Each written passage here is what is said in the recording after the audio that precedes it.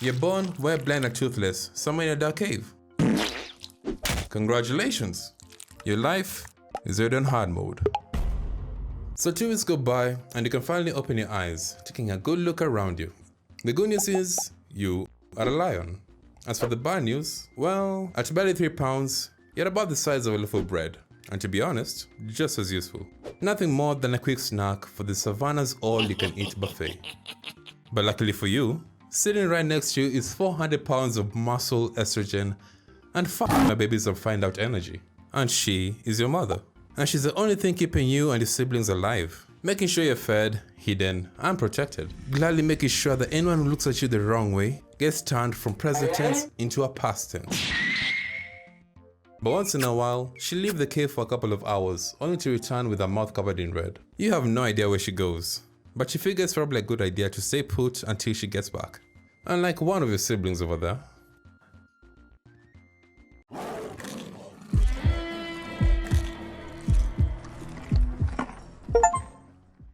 A couple of weeks later, Mom introduces you to the rest of the family. So you get to meet your dad, your aunties, and your other siblings.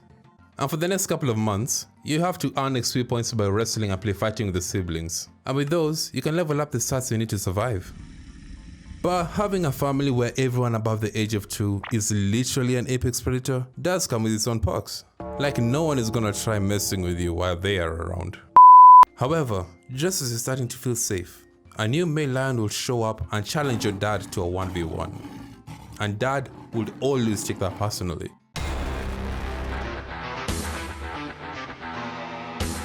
Round 1, fight!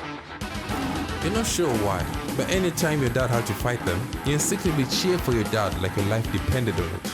Like if your dad somehow lost, the new guy's first move would be to personally sign the death warrants of all the cubs in the pride, including you. Thankfully, your dad happens to be Mufasa with anger issues, so he always wins. A whole year passes and you grow bigger. Eventually, the family starts taking you on hunting trips. But here's the thing they didn't tell you. Hunting is really hard. Shockingly, other animals don't actually want to be eaten by you. This is a world where if you bite the food won't just bite back, it will straight up shank you. You go days without food sometimes, and eventually you start getting used to the hunger. It does suck though, so you decide to give hunting another shot. And what do you know, there's a young warthog right there. So you crash down as low as you can get, and start creeping in, closer and closer to the oblivious warthog. You pounce, and it's over in one bite. Would you look at that, your first kill?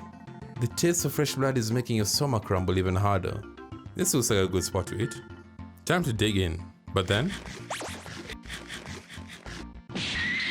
that lazy piece of shit. All he ever does is lie around, doing nothing all day, and then acts like a dick for this food around. You consider challenging him for the food, but quickly drop that idea. He's still far bigger and stronger than you. It wouldn't even be a match. But one day, you'll be big too, and vengeance will be yours. 2 more years pass, and you're almost fully grown, but your resentment for dad has grown as well. And you start working on your master plan to get back at him. It's perfect. He'll never see it coming. Oh fuck. You are now an exile, but you're still pretty optimistic.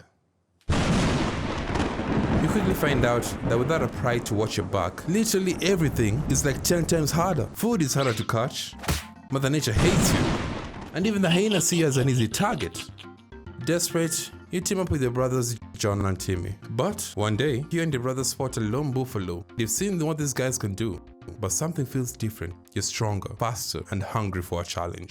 And so you close in, fully developed manes blending with the tall grass. As for the buffalo, he never stood a chance. Without even realizing it, you and your brothers have reached your prime and are now as strong as you'll ever be.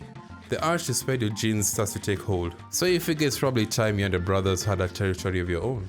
So you go shopping to see what the savannah has to offer, and after a while of searching, you find the perfect spot. 9 miles of lush green landscape full of antelopes, wild hogs, zebras, and most importantly, 8 sexy females. It says here that they have kids, but that's not gonna be a problem. What is a problem though are those 2 male lions in the group, and it's game on.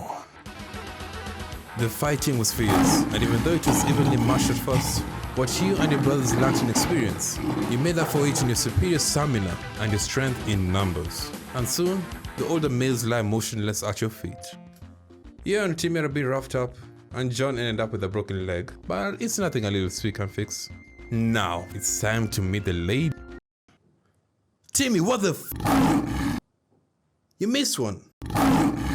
You and your brothers managed to mate to the lionesses, going 30 to 40 rounds per day. However, a couple of days later, John stopped moving. He was an odd one, but you liked him. But before long, the females gave birth and they're soon surrounded by 16 cubs. Years go by, and 7 of the cubs survived. And in the savannah, that's considered overachieving, so you're happy with that. Your days really consist of sleeping, making rounds with Timmy to market territory, and once in a while, some younger males will show up looking for a fight. But with Timmy as your backup, you always chase him off. But you can feel it. The clock is ticking. Every year, younger and stronger males show up, eager to dethrone you. Every fight gets harder. Every victory takes more out of you. Your once mighty roars grow quieter, and your reflexes slow. You think of your father from time to time. You always believed that he was a lazy piece of work, but now, you think you can actually understand him, if only a little bit. And you wonder how he's doing these days, wishing you could see him again, if only to say sorry for how you guys parted. You don't want that stupid argument to be the last memory you have of him. Oh well, that hardly matters anymore. Some guests have arrived. You wake your brother and get to work.